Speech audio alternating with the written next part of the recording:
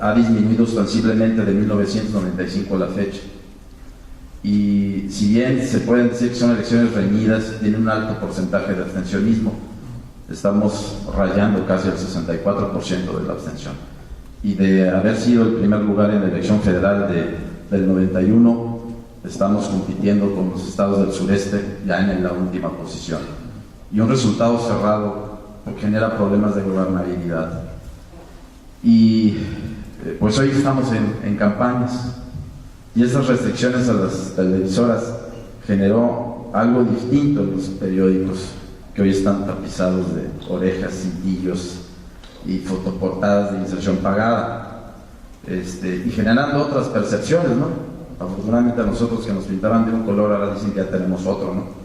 Pero bueno, esta situación, ¿cómo hacerle para que la gente no entre en el desencanto de que la democracia representativa de nuestro país, en este momento, en esta circunstancia, en esta lentísima transición democrática, pues realmente invite a la gente a regresar a las urnas? Porque si no, el panorama que tenemos para el 7 de julio es, y donde Baja California, como en el 89, es la primera elección del presidente entrante. Desde el centro del país se dice que está pactado esto, que a Enrique Peña Nieto le conviene que Gustavo Madero no se salga del pacto, y entonces esto lo manejan muchos analistas allá del centro del país que padecen este zocalocentrismo. Yo dije, ¿cómo hacer para que la gente no caiga en este desencanto, ¿no?, de la democracia representativa, y se hace una enorme y millonaria inversión para un solo día y van a votar 3 de cada 7? Gracias, no. A ver, son varios temas, me parecen, los que tratas, y todos modos sobre los que me gustaría hacer un breve comentario. El primero tiene que ver con esto que señalabas de la, aunque sea tangencialmente y aunque no era el centro de la pregunta, pero me gustaría plantearlo. En esta lógica, permítanmelo decirlo amistosamente, de creación recíproca de contextos de exigencias. En el IFE hemos conocido de muchos casos, algunos muy ingeniosos, por cierto, otros insostenibles, de compra y publicidad encubierta, digamos. Y yo creo que aquí algo en lo que tenemos que avanzar, que el gremio de periodistas tiene, lo que el gremio de periodistas tiene que avanzar, es en algo que es muy difícil de construir, que ha sido muy complicado en otras democracias, pero que es fundamental para reivindicar públicamente el rol del periodismo y para, digamos, hacer de esta función indispensable en las democracias una función acorde potenciadora de la democracia misma. Y tiene que ver con los códigos de ética. Yo creo que no podemos avanzar por una lógica de restricción, ni mucho menos. La verdad, para mí ha sido muy enriquecedor, yo no lo conocía, pero ha sido muy útil conocer el código de ética del país. La obligación, digámoslo así, la validez de vender publicidad, pues no más faltaba, pero la obligación de que la publicidad sea identificada como tal. Y es muy común, muy frecuente, lo digo con franqueza, ustedes lo saben, encontrar de repente, así como en la televisión encontramos esto que ahora ya hasta tiene una definición jurídica, ¿no? Hasta el tribunal se ha pronunciado los así llamados infomerciales, ¿no? Esto que de repente, de cara en un noticiero, se termina la noticia, se manda a corte, pero antes de ir a corte aparece una cosa rarísima en donde se publicitan obras públicas, ¿no?, en donde reiteradamente aparece bajo un esquema de presunta nota informativa algo que es claramente la promoción de un funcionario público y que no está identificado ni con el logo de la emisora ni claramente con el logo, digamos, con una marca publicitaria, pues que es evidentemente la que. Entonces, así como eso, en los medios impresos también es muy frecuente encontrar de repente cosas muy raras, fotografías muy particulares que no hemos visto qué es. Yo creo que ahí tenemos una, perdón que me haya detenido, no eres eso el que pregunte, no, pero creo que es muy importante, digamos, revisar esto.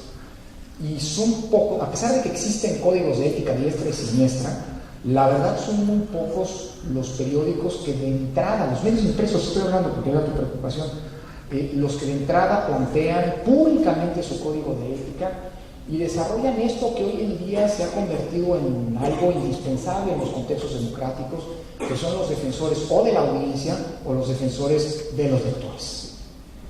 Dicho eso, el tema que planteas es un tema crucial para la lógica democrática. Yo digo que las elecciones del año pasado tuvieron una enorme virtud, sobre todo pensando en los antecedentes de hace 3 años. En el año 2010, ustedes lo recordarán, entre otras cosas, porque hubo aquí elecciones intermedias, son las menos atractivas, lo entiendo. La disputa por el cargo de gobernador en un país que sigue adoleciendo entre sus problemas, como lo decía un querido amigo Ricardo Becerra, un presidencialismo mental, ¿no? Reproducido en el ámbito local, en la lógica de los gobernadores. Pero sí, son políticamente menos atractivas las elecciones. El año pasado, la verdad, viendo las cifras de la elección federal,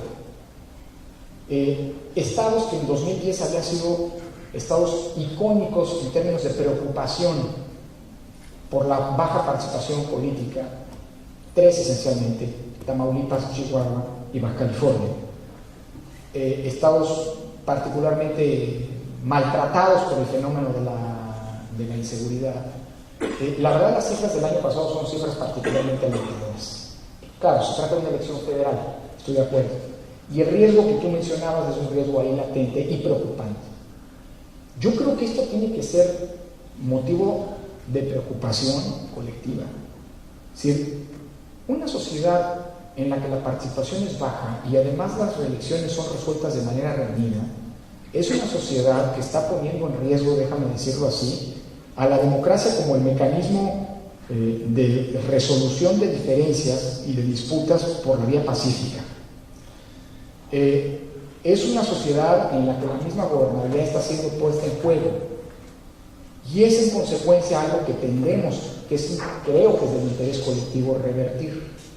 Creo que si alguna fuerza política asume esto bajo una lógica de voto duro, y en consecuencia, bueno, forma parte de la estrategia, yo no estoy diciendo nada, de bueno, la participación a mí no me conviene, entonces, ¿por qué? Porque yo tengo una base de voto duro y demás. Creo que está jugando un juego suicida, probablemente redituable en términos electorales, pero suicida a largo plazo. Suicida en términos de sociedad, de la recreación de la convivencia ciudadana. Porque al final del día, si algo tienen como sentido las elecciones en las democracias, es para legitimar el ejercicio público. Y la legitimación requiere de un acompañamiento social. Si esto no existe, la legitimación no ocurre y los problemas se multiplican. Yo creo que nadie que vea los problemas políticos en una coyuntura de mediano o largo plazo puede apostarle o debe apostarle a una baja participación. Y aquí hay una responsabilidad de nuevo colectivo, una responsabilidad de los propios partidos políticos que tienen que revisar la calidad de sus campañas, una responsabilidad de quienes cubren las noticias para no hacer énfasis en esto que luego acaba siendo, digámoslo así, algo que acaba alejando a la propia política. Es decir, muchas veces la nota estridente, la nota de color, digamos, es la nota que más vende, para decirlo coloquialmente, pero es la nota que menos ayuda para la construcción de la democracia, para la creación democrática. Insisto mucho en este término. Por supuesto que las autoridades electorales estamos obligadas a campañas de difusión mucho más intensas, a un uso mucho más racional de los espacios, alertando qué es lo que significa en términos de libertad política el hecho de no participar.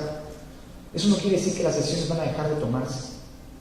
Lo que significa es esencialmente la renuncia del ciudadano a incidir en esas decisiones. Y la verdad creo que ya tenemos suficientes elementos y ejemplos a lo largo de nuestra todavía joven vida democrática para poder decir que el voto sirve, que el voto sirve, que la posibilidad ha habido decisiones, no estoy diciendo que se compartan, pero decisiones claves que se han tomado porque hay orientaciones políticas que gobiernan en una determinada zona. Sí, esto de que todos los partidos son iguales, que por cierto estuvo detrás, ustedes lo recordarán, a las campañas anulacionistas en el año 2009, es una falacia. A lo mejor necesitamos nuevas alternativas políticas, a lo mejor, pero por eso hoy está abierto un proceso de creación de negociación de nuevos partidos. Yo siempre he sostenido que la arena democrática de la contienda de partidos tiene que estar siempre con puertas abiertas de entrada y de salida. para que opciones no representativas dejen de estar allí, pero para que eventualmente nuevas opciones oxigenen la dinámica, la vida partidista y permitan al ciudadano una mejor expresión de la pluralidad política que existe en la sociedad. Pero más allá de eso, yo creo que es una responsabilidad de todos alertar las implicaciones que tiene para el ciudadano, para el ejercicio de sus libertades, el no participar. Al final del día se dice muy fácil y es bien complicado. Creo que uno de los grandes déficits democráticos que tenemos en nuestro país, pero no lo digo yo, lo ha dicho el PNUD, hablando de América Latina, es el de construcción de ciudadanía. El del ciudadano consciente de sus derechos, empoderado de los mismos y claro del efecto potencial transformador de la realidad pública, de la realidad colectiva que tiene el ejercicio de su voto. Pero esto implica también que los propios partidos políticos dejen de ser lo que desafortunadamente, y aquí prácticamente no hay excepciones, dejen de serlo prácticamente en lo que sean, todos se han convertido, es decir, maquinarias, lo digo con mucho respeto, electoreras, que han abandonado eso que es la razón de ser de esos partidos, que es la dimensión ideológica. Vean ustedes, veamos para atrás. Piensen ustedes, por ejemplo, en la importancia que llegó a tener, pues, a lo largo de su existencia, el discurso ideológico. Por cierto, un discurso ideológico raro, porque dependiendo del presidente de turno, la ideología revolucionaria cambiaba de significado, pero el discurso ideológico en el Partido Revolucionario es institucional. El discurso de la Revolución Mexicana, hasta que se decretó muerta a principios de la década de los 90, siempre fue una base fundamental del discurso político del PRI. ¿Qué decir del PAN? Sí, hoy en día, incluso en las disputas internas, se habla de los doctrinarios confrontados con los pragmáticos, ¿no? Bueno, a ver, el PAN es un ejemplo de un partido en el que la ideología fue uno de los ejes vertebrales, digamos, de su existencia hasta hace algunos años. ¿Y qué decir de los partidos de izquierda?